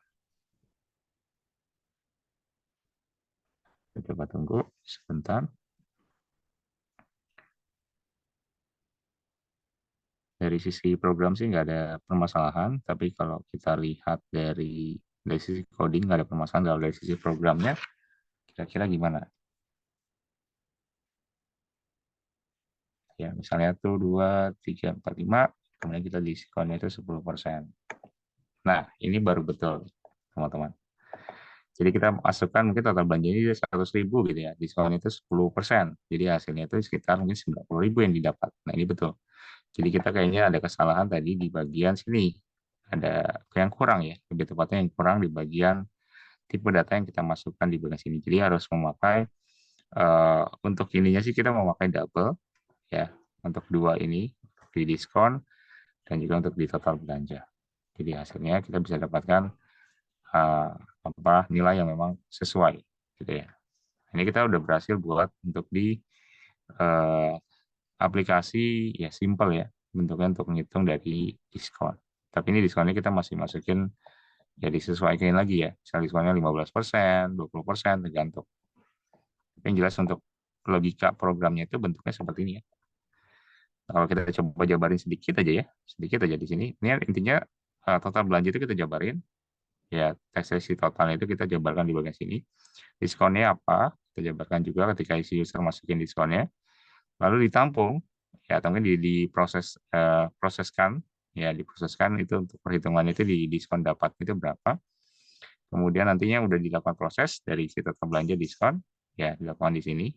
Jadi di diskon dibagi 100 dikali dengan total belanja. Kita jangan lupa juga mungkin memakai double. Kemudian baru coba diambil sisa uang itu berapa sih gitu ya. Nah, dia otomatis dikurangin dari total belanja dikurangin dengan diskon yang didapat. Jadi hasilnya itu ditampung di dalam si teks harga. Nah, ini bentuk simpelnya seperti ini, teman-teman. Jadi nanti kalau dapat kasus ya sama teman-teman mungkin nanti dapat kasus yang bentuknya menghitung dari sisi total harga ataupun mungkin diskon, teman-teman bisa lihat juga dari tipe data yang dipakai. Ini kita rata-rata pakai tipe datanya semuanya itu memakai integer. Dan di situ kita memakai juga parsnya ya teman-teman. Parsnya itu juga dipakai di sini. Jadi bentuknya seperti ini nanti penerapan untuk pengembangannya lagi, teman-teman mau bikin apa lagi misalnya penambahannya itu juga silakan. Tapi untuk penerapan dari fungsinya minimal teman-teman udah tahu nih. Jadi untuk alurnya programnya itu sebenarnya sama logikanya dengan bahasa pemrograman lain, cuma beda konteks sintaknya saja. Kalau kita lihat di sini sintaknya yang memang harus dibutuhkan oleh teman-teman untuk mempelajari dasarnya dulu. Gitu. Nah, kalau udah tahu dasarnya, seharusnya untuk penerapan ke sininya bisa dikembangkan lagi gitu ya. Beda dengan kalau kita belajar bahasa pemrograman CLI ya. CLI itu kan memang fokusnya itu ya mungkin karena basisnya CLI, teksnya itu atau mungkin codingan itu lebih difokuskan lagi gitu ya. Kalau visual, memang kita coba lihat juga dari visualnya tampilannya gimana. Misalnya bentuknya kayak gini yang kita udah rancang. Kemudian nanti kita juga perhatikan juga dari codingannya gitu ya. Jadi kerjanya cukup ekstra kalau untuk di pemrograman visual. Nah, ini bentuknya ya, teman-teman. Jadi program yang pertama yang kita berhasil buat itu adalah program untuk menghitung dari diskon. Nah, nanti ini bisa dikembangkan lagi, bisa diperluas lagi. Misalnya kalau diskonnya itu by system itu sudah otomatis atau mungkin ada pemilihannya, itu juga bisa disesuaikan lagi. Balik lagi, ini tergantung ya, teman-teman tergantung dari aplikasi yang dibuat seperti apa.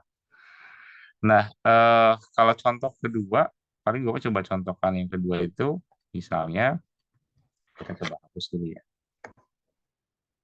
Ini karena berkaitan dengan tipe data, jadi kita harus ada beberapa contoh nih, supaya lebih paham. Nah, ini nanti kalau dihapus, dia reference-nya itu bakalan jadi 0 seharusnya. Tekan 0 ya. Ini hanya agak-agak lemot nih. 0, 0 gitu ya. Nah, di sini seharusnya 0. Nah, betul kan? Ininya udah 0. Nah, nanti selanjutnya kita tinggal hapus teman-teman fungsi dari yang ada di sini. Oke. Nah, ini kita udah hapus, udah bersih. Nah, langkah selanjutnya adalah kita mau buat satu program, teman-teman, untuk contohnya itu misalnya kita mau bikin yang paling simpel aja ya. Misalnya volume kubus deh, yang paling gampang. Volume kubus itu kan rumusnya sisi kali sisi kali sisi. Jadi sisinya itu kalian mungkin cukup memasukkan satu kali. Nanti untuk volume kubusnya nanti dia akan melakukan perhitungan gitu ya. Misalnya kalau untuk menghitung dari volume ya tadi rumusnya tadi sisi kali sisi kali sisi. Kalau diterapin mungkin di Java teman-teman pasti udah pada bisa nih. Nah, gimana kalau diterapkannya itu di Sysap atau mungkin di Visual Studio editornya dan juga di pemrograman visual karena memang harus ada tampilannya. Nah, yang teman-teman lakukan adalah teman-teman rancang dulu desain dari tampilannya karena ini sangat-sangat penting. Jadi balik lagi eh, tampilan visual yang menarik itu juga akan bikin juga si user atau mungkin si pengguna itu mendapatkan experience yang memang berbeda, teman-teman. Nah, jadi kita bikin yang memang menarik. Nah, ini kita coba tarik-tarik dulu ya sebentar ya. Pakai text box. Kemudian ini ada text box lagi. Ya, kemudian buttonnya kita coba atur. Ya, bikin semenarik mungkin lah, teman-teman. Oke. Nah, ininya kita bikin teksnya misalnya sisi, gitu ya. Jadi untuk lampungnya, jadi kita bikin misal apa ya, volume, kita bikin ini, volume kubus misalnya. Kemudian yang di bagian sini kita bikin teksnya nggak usah, name-nya paling. Mana name-nya? Nah ini, kita bikin ininya jadi teks sisi. Nah ini kita bikin jadi, sorry tadi kita belum kasih nama ininya ya. Ininya kita kasih ini LBL CC ya. Ini kita kasih LBL volume. Ini tadi seharusnya udah teks CC. Kemudian ini kita ubah lagi jadi TXT volume. Nah, di bagian button kita bikin jadi di sininya BTN apa ya? Hitung ya. BTN hitung aja deh. Kita coba scroll ke bawah, kita cari si teks tadi. Nah, teksnya ini. Ini kita bikin hitung. Nah, contohnya kayak gini, teman-teman. Nah, nanti kalau sudah, bentuknya kayak gini ini udah berhasil kita lakukan. Kita berhasil udah buat. Nah, selanjutnya kita tinggal masukin rumusnya sih. Rumus itu sangat-sangat mudah. Sebenarnya teman-teman juga bisa lakukan juga. Jadi yang paling terpenting kita udah tahu dulu rumusnya apa. Kalau memang berkaitan dengan aritmatik. Karena kalau aritmatik nggak tahu rumusnya agak bingung juga nih nanti pas prosesnya mau kayak gimana ya gitu ya. Kalau kita bikin inputannya doang bisa, tapi kan prosesnya pasti akan dilakukan nih. Nah itu yang teman-teman coba perhatikan lagi nanti ketika membuat dari suatu fungsinya. Ya. Nah, jadi yang kita lakukan adalah kita coba double klik di bagian hitung yang tadi kita udah atur settingannya. Nah, kemudian di BTN hitung ini nanti kita coba lakukan proses untuk perhitungannya. Jadi yang pertama itu adalah kita coba buat untuk sisinya dulu. Hampir sama kayak tadi juga kita buat di awalnya itu yang mana yang mau dimasukkan terlebih dahulu. Kemudian kita pakai integer parse, ya. Kemudian kita masukin text sisinya text. Nah, kayak gini. Nah, kemudian kita masukin juga untuk si volume yang kedua ya. Integer sorry. Kalau volume itu kita jangan pakai integer parse ya. Kita tetap pakai integer. Nah, karena di sini kita mungkin nanti berhubungan dengan ini ya, teman-teman berhubungan dengan nanti ada bilangan yang masuknya juga mungkin ke bilangan pangkat gitu ya. Kalau kita lihat mungkin nanti di perhitungan kita. Jadi kita bikin mungkin memakai di sini ada satu fungsi teman-teman namanya itu matplow. Matplow itu kalau Bapak coba gambarkan sedikit ya. Kalau untuk di matplow, matplow itu fungsinya itu memang kaitannya itu dengan pangkat teman-teman. Jadi kalau kalau berkaitan dengan pangkat itu kalau difungsikan itu kita bisa memakai mungkin matplow. Jadi misalnya kalau berhubungan dengan pangkat nih, pangkat misalnya A pangkat 3 gitu ya. Nah, itu bisa kita pakai matplow. Nah, atau bisa juga mungkin memakai cara manual. Ya, misalnya sisi kali sisi itu kan sebenarnya bisa juga ya. Sisi kali sisi. Ya, yang mungkin yang kita terapin di Java pun sebenarnya bisa juga memakai itu. Tapi di sysap ada satu fungsi yang bisa kita pakai itu pakai namanya itu matplow. Jadi matplow itu salah satu fungsi untuk kita memangkatkan atau mungkin melakukan perhitungan dalam bilangan pangkat. Jadi ya cukup simpel sih. Nanti yang kita buat itu cukup simpel menggunakan dari matplow. Jadi nggak harus nulis sisi kali sisi gitu kan. Itu kan juga makan waktu juga ya. Jadi kita cuma pakai matplow, kemudian tampilin sisinya berapa, ya sisinya itu berapa sih gitu ya. Nah itu nanti tinggal dilakukan perhitungannya. Gitu. Jadi fungsinya kayak gini. Jadi ada satu fungsi namanya itu pow, tulisannya kayak gini. Ada nggak ya pow? Nah kayak gini. Kemudian kita tinggal masukin dari fungsinya nih teman-teman. Kita pakai misalnya di sini ada double, ya contohnya kayak gini. Kemudian kita tuliskan misalnya sisi, kemudian koma kita panggil misalnya di sini 3.0. Misalnya contoh kayak gini, teman-teman contohnya seperti ini. Nah kemudian kita tinggal panggil untuk si volumenya, type step volume, ya dot text sama dengan volume dot toString. Nah kayak gini. Nah ini eh, kita udah berhasil buat. Kemudian kalau kita save gitu ya, kita coba jalankan. Kita coba lihat dulu ya, apakah mungkin memakai metode ini bisa dilakukan nggak? Kalau di sisa. Kita coba lihat, kira-kira memakai metode, apakah bisa diterapkan.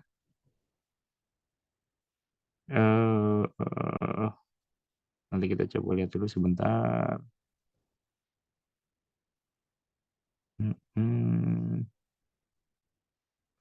Nah, misalnya teman-teman kita coba isikan ya 3 gitu ya.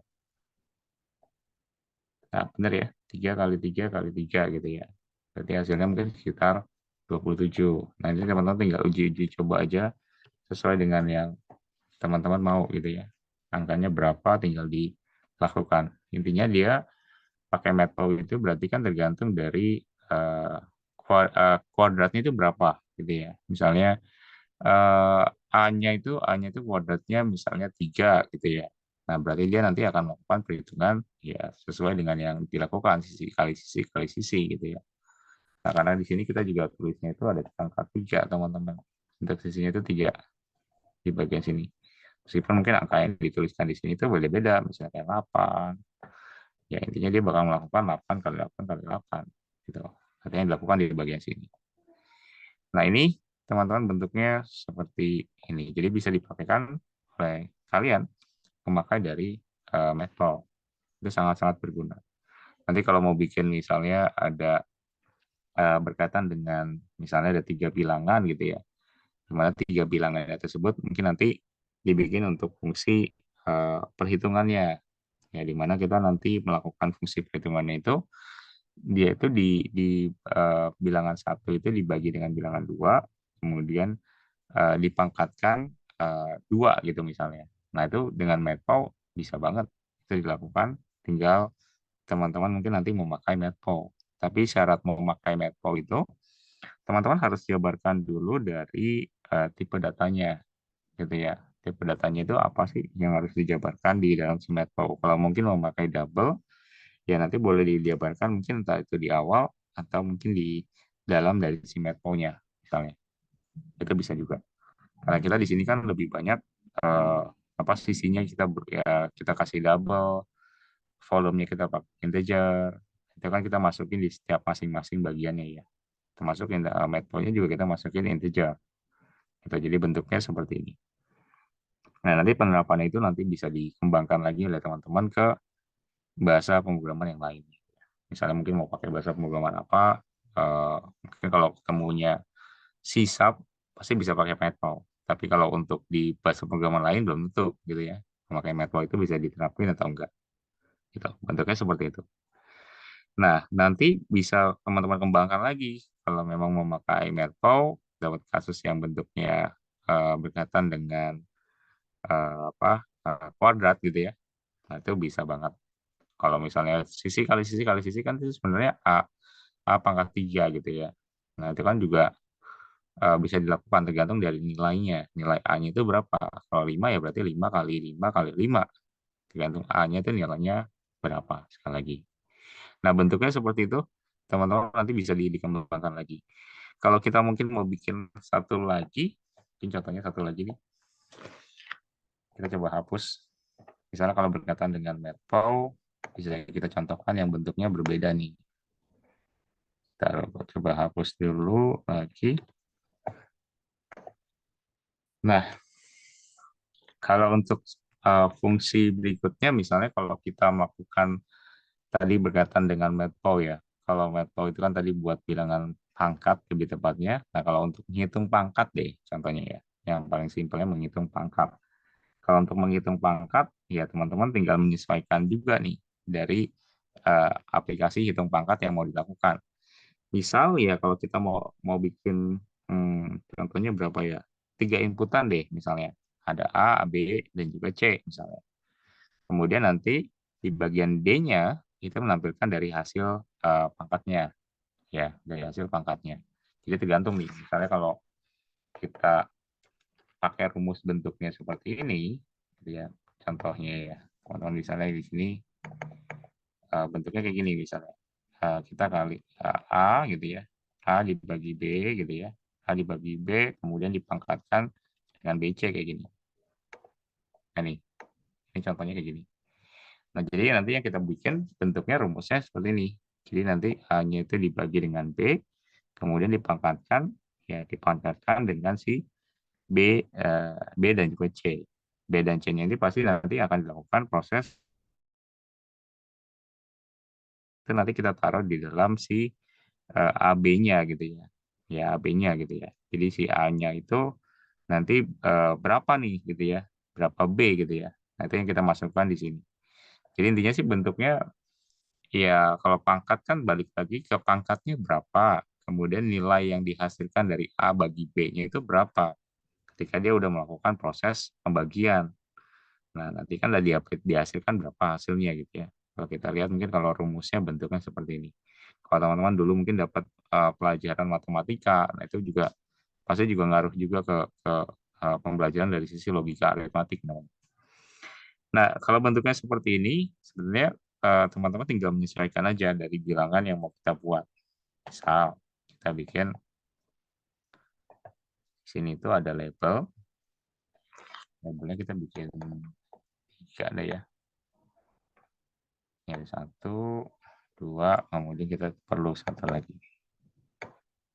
3, kayak gini. Nah, kemudian kalau sudah, kita selanjutnya itu, kita bikin 4 di satu lagi buat nambung. Nambung dari si datanya. Nah, ini kita buat misalnya apa ya? TXT-nya kita bikin jadi ini A aja deh ya. Begini ini A, ini B misalnya ya. Ini C, ini D. Nah, gini. A, B, C, D. Ya. Nah, ininya kita coba atur nih. Atasnya kayaknya name-nya belum diatur. LBL, oh sorry, LBL A, Ini ada LBLB, B, LBLC, LBLC, kemudian ada juga LBLD. Oke, nah kemudian kita perlu text box. Text box, text box. Ini kita perlu beberapa. 1, 2, 3, 4. Nah, kita bikin kayak gini. Kemudian ini tinggal dikasih penjelasan lagi. Ini ada teks sesi H gitu ya. Ini si teks TB. Ini si teks TC. Ini baru si teks T. Ini D. Nah, kita perlu button 1. Nah, ini buttonnya. Kita bikin sedikit panjang. Nah, BTN, kita kasih BTN hitung aja. Oke, kemudian kita scroll ke bawah, kita cari teks. Kita cari teks lagi, mana teksnya? Nah, ini kita tuliskan hitung. Oke, nah kalau sudah, ini udah jadi, gitu ya. Nanti kalau mau di-enablekan, silakan. Mungkin di sininya tinggal di-enablekan saja. Kita coba double klik di bagian hitung. Oke. Nah, kemudian di bagian sini, teman-teman, kita lakukan prosesnya nih, teman-teman di bagian sini. Nah, untuk prosesnya sendiri sebenarnya sama ya, tergantung dari tipe data apa yang teman-teman pakai. Kemudian teman-teman pakai .parse mengkonversikannya. Misalnya tadinya bentuknya string, mungkin dikonversikan mungkin ke double atau mungkin ke integer. Nah, itu tergantung dari teman-teman. Kemudian nanti tinggal dilakukan prosesnya apa. Terakhir outputnya. Bentuknya kayak gitu. Strukturnya bentuknya gitu ya. Jadi inputnya dulu apa, kemudian proses, baru output terakhir. Nah, kalau dijabarkan, ya kita tergantung dari tipe data apa yang kita pakai. Misalnya kayak double, ya kemudian kita kasih misalnya num A gitu aja gini ya, variabelnya sama dengan double, ya kayak gini, kemudian dot parse, begini, kemudian baru txt, misalnya si A, ya teks A gitu ya, dot text. Nah kayak gini. Nah kita tinggal lanjutkan lagi untuk yang berikutnya, double, misalnya 6B sama dengan double dot parse. Sebenarnya pakai integer boleh enggak sih? Boleh aja sih teman-teman sebenarnya, tapi nanti lihat lagi hasilnya ya. Kalau hasilnya ternyata memang dia lebih cocok mungkin menggunakan double karena memang ada komanya gitu ya. Balik lagi kalau hasil itu kan kadang-kadang suka ada koma ya, main itu di koma. Jadi coba lihat lagi sama teman-teman yang paling cocok itu apa untuk variabelnya. Oh, sorry, untuk variabel. Untuk tipe data, sorry. Untuk tipe data yang paling cocok itu apa? Nah, ini kita coba tuliskan dulu. Nah, untuk fungsinya kan yang kita inputkan hanya bikin 3 ya. Jadi dari A, B, C, kemudian D-nya itu kita hanya menampung datanya. Nah, untuk di D-nya itu kita bikin kayak gini. Untuk fungsi prosesnya. Jadi 6D misalnya sama dengan, nah kita baru masukkan fungsi dari si matplow-nya. Cuma memang fungsinya itu matplow-nya itu agak berbeda nih. Teman-teman kita bikin kayak gini. Misalnya matplow, nah gini. Nah fungsinya itu kan kalau kita lihat di sini, A itu dibagi dengan B, kemudian baru dipangkatkan B, B dan juga C, gitu ya. Nah, berarti di bagian sini kita bikinnya kayak gini, teman-teman. Kita tinggal ambil si 6A-nya, dibagi dengan 6B, sorry 6B, ya, ini. Kemudian tinggal dipakaikan koma, kemudian 6B dikali dengan si 6C. Nah, kemudian titik koma. Nah, begini.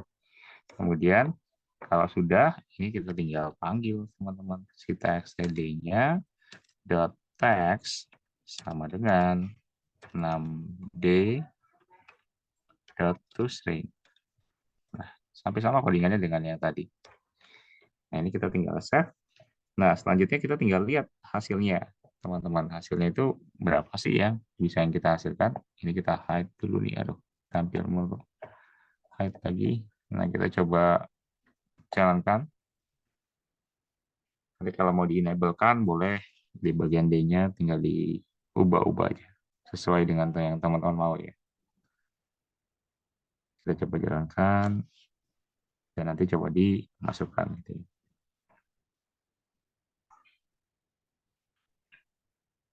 Nah, contoh yang simpel aja ya. Kita bikin misalnya 100. Ininya kita bikin jadi, ini nggak salah jadi 13 misalnya. Kemudian ininya 7. Contoh ya. Ini 7. Kemudian kita hitung. C-nya itu kita masukkan 7. Nah, hasilnya itu 4,27 sekian, sekian, sekian gitu ya. Nah, nanti teman-teman bisa buktikan juga dengan kalkulator gitu ya. Buktikan 6A-nya itu dibagi dengan 6B, 6B-nya itu dikali dengan 6C, kemudian baru nanti dilakukan prosesnya, nah nanti hasilnya itu berapa. Tapi ini bilangan pangkat ya. Berkaitan dengan bilangan pangkat, rumusnya bentuknya itu seperti ini. Jadi 100 dibagi dengan 13 dikali dengan mungkin ya bilangan dengan yang tadi ya, yang berkaitan dengan 6C-nya gitu ya. 6C-nya itu kan tadi kita bikin dia itu 7 gitu ya. Jadi kan ada 6B dikali dengan 7. Otomatis nanti dihasilkan hasil D-nya itu berapa di sini. Nah, ini proses yang bentuknya itu pakai Matplotlib, teman-teman. Jadi Matplotlib ini sangat-sangat membantu sebenarnya kalau berkaitan dengan operasi aritmatik sebenarnya sih ya. Kalau di fungsi di sysubnya ya, berkaitan dengan fungsi aritmatik. Jadi kalau berurusan dengan aritmatik dan juga ada bilangan pangkat, teman-teman bisa memakai fungsi dari si Matplotlib. Sebenarnya bisa aja cara-cara manual secara manual ya, secara manual teman-teman mungkin menuliskan caranya itu sangat-sangat bisa juga. Tapi balik lagi ya kalau memang ada fungsi yang lebih mudah ya kita lebih paham, teman-teman juga bisa menggunakan dari fungsi tersebut. Yang paling penting paham alurnya dulu sih. Ini bentuknya alurnya sebenarnya sama dengan Java ya. Kalau teman-teman yang udah pelajari Java itu kan biasanya tipe data kita jabarin, variabel kita masukkan di dalam tipe data, kemudian baru nanti fungsi berikutnya apa gitu ya yang kita lakukan. Misalnya ada inputnya yang pertama kali dilakukan. Misalnya ada teks TA, misalnya teks TA ini mau diapain, atau mungkin LBLA-nya itu mau diapain. Nah, kalau udah inputnya udah ada, masuk ke proses. Prosesnya apa yang dilakukan dari si A-nya tersebut. Misalnya si A, si B, si C, misalnya tadi. Si A, si B, si C-nya ini mau diapain. Kita mau melakukan prosesnya itu apa. Kalau ternyata mungkin prosesnya itu tinggal dibagi, kemudian dikali dengan berapa gitu ya, sekian misalnya. Nah, berarti rumus itu yang kita masukkan di dalam proses. Selanjutnya, teman-teman tinggal panggil output hasil akhirnya. Jadi bentuknya kayak gitu ya, teman-teman. Jadi prosesnya intinya ada input, proses, output. Nah, itu semua bahasa pemrograman pasti bentuknya seperti itu. Jadi coba perhatikan lagi strukturnya dan fungsinya sih. Karena masing-masing bahasa pemrograman itu penulisannya pasti berbeda-beda. Cuman kalau secara logika sama teman-teman sebenarnya. Cuma bedanya ya tadi di bahasa pemrograman yang kita pakai itu berbeda. Kita berbeda ya karena ya tadi yang kita contohkan di awal, misalnya orang Indonesia dengan orang Amerika ya bahasanya berbeda. Cuma kalau kita artikan sama, misalnya artinya dari setiap masing-masing bahasa yang mereka gunakan. Cuma ya bahasanya aja yang beda. Nah, tapi strukturnya pahamin. Kalau strukturnya udah paham, pasti teman-teman bisa mungkin menggunakan bahasa yang berbeda gitu. Jadi pahami strukturnya seharusnya bisa diterapkan sama teman-teman di bahasa pemrograman lain. Misalnya dari bahasa contoh ya, kalau dulu Bapak belajar itu dari bahasa C pertama kali, ya dulu mungkin bahasa C, tapi bahasa Pascal bahkan. Kalau dulu ada Pascal, C, kemudian juga Pascal dan juga C pada dulu. Kemudian baru masuk lagi mungkin ke bahasa pemrograman dulu C++, kemudian baru masuk lagi ke bahasa pemrograman Java misalnya. Dari Java nanti loncat lagi ke mana, ya dari Java mungkin loncat lagi ke Visual Basic misalnya, atau mungkin ke yang bentuk bahasa pemrograman lain, misalnya yang mungkin basisnya web. Nanti kan bisa lompatnya kemana-mana. Cuman ya tadi, semua bahasa pemrograman intinya sih sama. Secara secara logika sih sama. Tapi ya memang tadi sintak atau mungkin fungsinya yang berbeda. Itu yang teman-teman perlu banget coba dipahami. Tapi kalau strukturnya paham, seharusnya semua teratasi sih, teman-teman. Jadi PR buat kalian itu sebenarnya buat mengenalkan dari bahasa si C-nya tadi, atau mungkin si sisapnya tadi. Karena si sisapnya ini kan yang kita nggak kasih, atau mungkin Bapak nggak kasih benar-benar dasar ngoding dari awalnya gitu ya. Karena di pemrograman visual kan kita mentingin dari sisi tampilan juga dan penerapannya di codingannya seperti apa. Tapi sebenarnya teman-teman seharusnya mungkin mempelajari itu dari dasarnya, mungkin ngoding dari si CLI-nya. CLI-nya itu yang benar-benar harus di coding awalnya. Si sub-nya itu kayak gimana. Kayak misalnya bikin inputan aja. Inputan contohnya mungkin A tambah B. Itu caranya kalau di sisap gimana. Atau mungkin input nama sendiri. Misalnya nama siapa, umur berapa, jenis kelamin apa, kemudian di enter keluar hasil tiga-tiganya. Nanti kan standar mungkin ketika kita belajar tentang Java ya. Java kan kita belajar benar-benar dari dasar banget kenalinnya kalau dari CLI. Nah, sedangkan kalau untuk di pemrograman visual kita agak lompat-lompat sih sebenarnya. Dari tadi mungkin yang di awal ngenalin Visual Studio itu apa, kemudian bahasa C# itu apa, sampai nanti mungkin masuk ke sekarang mungkin tipe data, kemarin kita masuk lagi mungkin ke apa pengenalan dari tiap masing-masing bagian, mungkin di Visual Studio dan penerapannya mungkin di codingannya kayak gimana, nah itu yang kita terapkan. Tapi agak lompat-lompat ya, teman-teman, lompat, mungkin lompatnya cukup jauh kayak di pemrograman misalnya apa ya, pemrograman web gitu ya. Cuman juga lompatnya juga dari HTML ke apa JavaScript, dari JavaScript dari HTML ke CSS, dari CSS ke JavaScript gitu ya. Misalnya kalau kita lihat di pemrograman web. Nah, bentuknya juga kayak gitu, teman-teman. Juga lompat-lompat. Tapi yang perlu dipahami sih memang untuk di tiap pertemuannya kalau ketemu satu fungsi baru coba dikembangin sama teman-teman. Misalnya kita belajar tentang metode tadi, sama kita belajar tentang konversi pakai dot parse atau mungkin try parse misalnya kalau kita gunakan, nah itu coba dikembangin sama teman-teman. Gitu. Gimana mungkin ngembangin dari si masing-masing fungsinya ketika diterapkan di pemrograman teman-teman. Oke, nah ini teman-teman yang kita pelajari sih ya untuk di hari ini. Kemudian nanti boleh iseng-iseng nyoba-nyoba aja deh teman-teman kalau yang memang punya aplikasinya dan juga sudah diinstal di komputer masing-masing, nanti boleh dicoba sama teman-teman fungsi-fungsi yang standar aja ya, bikin kayak eh, form inputan biasa aja ya, itu juga boleh sih kalau buat belajar di awal ya. Oke, sampai sini dulu teman-teman, ada pertanyaan? Mungkin kita nggak sampai jam 9 deh kayaknya. Kita sampai jam setengah 9 saja. Mungkin ada pertanyaan teman-teman sampai sini?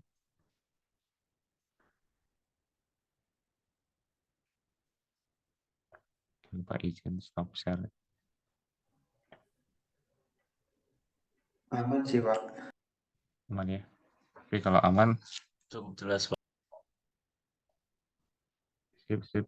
Oh, izin sambil perjalanan pulang. Oh, Mas Abi ya. Oke, siap Mas. Oke, teman-teman, kalau cukup jelas kita absen dulu. Sebentar, Bapak buka dulu absennya. Nah, minggu depan rencananya Bapak mau onsite. Jadi nanti teman-teman yang mau datang boleh nanti untuk hadir di kampus. Karena di minggu ini kita lagi proses akreditasi untuk di prodi informatika besok rencananya. Hari ini sih, udah tepatnya sih hari ini tanggal 15, 16, 15, 16, 17 ya kalau tidak salah. 15, 16, 17. Nah, jadi prosesnya kurang lebih seperti itu.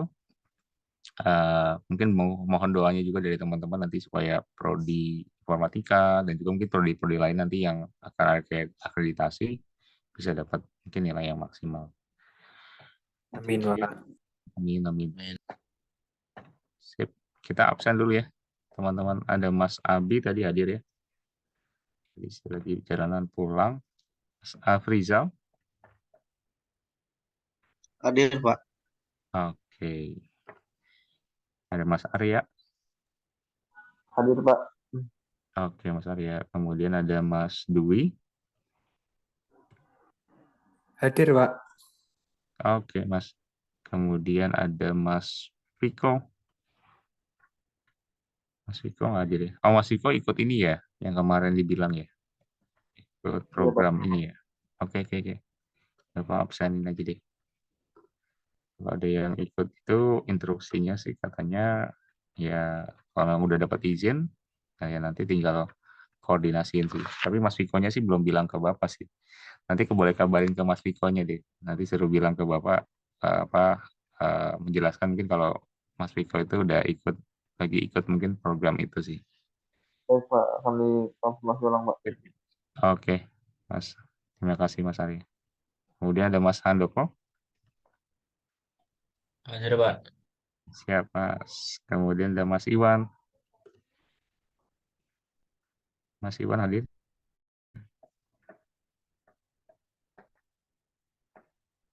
Nggak ada ya. Mas Iwan nggak ada ya. Oke deh. Terakhir tinggal Mas Satrio. Tadi kayaknya lagi izin kerja lemburan ya. Tadi kayaknya hadir ya, Mas Satrio ya. Oke, Bapak absenin Mas Satrio. Oke, teman-teman. Kalau dari Bapak sih cukup ya kalau untuk hari ini. Jadi nanti cobain di rumah sama teman-teman yang punya aplikasi. Itu kaitannya dengan tadi fungsi MatMouse yang baru, ya yang mungkin yang teman-teman juga baru tahu. Itu juga bisa dipakai untuk bilangan pangkat, lebih tepatnya. Kemudian nanti juga terapin juga mungkin fungsi konversi, misalnya pakai try parse sama parse itu bedanya apa sih gitu ya. Jadi kan kita lebih banyak mungkin makanya itu parse. Nah kalau pakai try parse, kira-kira mungkin kalau untuk di penerapan di programnya gimana gitu ya pakai try parse. Nah nanti juga cobain juga mungkin tipe data yang lain disesuaikan. Misalnya kayak bikin form inputan, cocoknya apa ya? Mungkin kalau mau pakai tipe datanya, misalnya kayak string, cocok nggak? Atau mungkin form inputannya yang dibuat itu semuanya itu bentuknya kalimat, bukan angka. Nah, tipe data apa yang cocok misalnya untuk memakai bilangan tersebut, gitu ya? Atau mungkin bukan bilangan, kalimat tersebut misalnya. Nah, itu nanti teman-teman coba terapkan di program yang teman-teman buat. Intinya bikin program yang simple aja, teman-teman. Tapi tadi kalau pemrograman visual, perhatikan visualnya. Sekali lagi perhatikan visual yang teman-teman buat. Karena kan pemrograman visual itu kaitannya dengan tampilan juga yang memang harus diperhatikan. Gitu ya. Jadi bukan hanya dalemannya aja yang dibuat sama teman-teman, tapi visualnya kurang bagus gitu ya. Nanti kan jadi bagian penilaian juga nantinya. Ketika nanti teman-teman dapat satu project, tapi kaitannya dengan pemrograman yang basisnya visual, harus ada visualnya. Nah, pasti kan kita mementingkan juga dari visualnya. Gitu. Nah, nanti di next pertemuan, teman-teman di pertemuan keempat, gitu ya. Bapak sih rencananya mau bikin satu project, tapi entah itu bentuknya kelompok, ya. Mungkin kayaknya sih bentuknya kelompok pasti. Kalau individu kayaknya nantinya keterbatasan mungkin untuk di halat gitu ya, atau mungkin di software. Jadi mendingan kita bikin kelompok aja nanti di next pertemuan, kasih satu project, nanti bisa juga nih dijadikan UTS, siapa tahu ya, project ini dijadikan UTS, jadi dikerjakan dari pertemuan keempat sampai nanti di pertemuan terakhir di berapa ketujuh ya, ketujuh di sebelum UTS. Nah nanti bisa jadi mungkin dijadikan UTS juga, jadi UTS tinggal pengumpulan aja ya, gitu. Nah nanti di pertemuan keempat dikasih tahu deh teman-teman untuk projectnya apa. Oke, kalau dari Bapak sih cukup teman-teman. Kalau memang nggak ada pertanyaan, kita akhiri. Terima kasih banyak buat teman-teman yang sudah hadir. Nanti kita berjumpa lagi, mungkin bertemu lagi di next pertemuan. Nanti saling berkabar aja mungkin untuk yang bisa hadir di onsite-nya ya, di minggu depan. Thank you teman-teman semuanya. Selamat malam teman-teman. Selamat malam. Terima kasih, Pak. Terima kasih semuanya. Malam. Izin